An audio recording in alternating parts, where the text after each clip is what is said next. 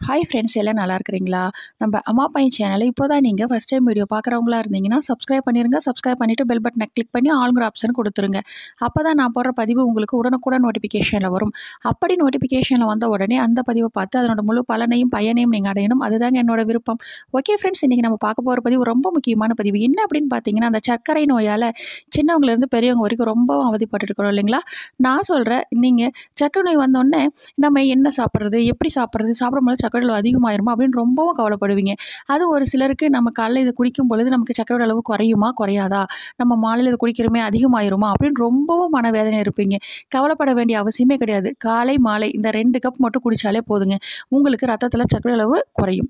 அவ்வளோ அற்புதம் இருந்தது. எளிமையாக கிடைக்கக்கூடியது. கிராமங்களில் இருக்கிறவங்களுக்கு எளிமையாக ஃப்ரெஷ்ஷாகவே கிடைக்கும்.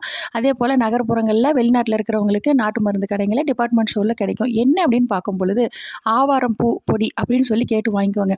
இந்த ஆவாரம் பூ பொடியை உங்கள் விரலால் ஒரு பிஞ்சளவு எடுத்து நல்லா ஒரு கிளாஸ் தண்ணி கொதிக்க வச்சு 1 கப் அளவுக்கு அதில் இந்த பூ பொடியை போட்டு நல்லா கொதித்த பிறகு வடிகட்டி குடிங்க. டெய்லி காலையில் சாயந்தரம் 2 நேரம் டீக்கு பதிலாக இதை குடிச்சிட்டு வந்து பாருங்கள், உங்களுக்கு ரத்தத்தில் சர்க்கரை அளவு குறையும். ஓகே ஃப்ரெண்ட்ஸ், மேலும் இது போல் நல்ல ஒரு சக்கரை பதிவில் சந்திக்கலாம்.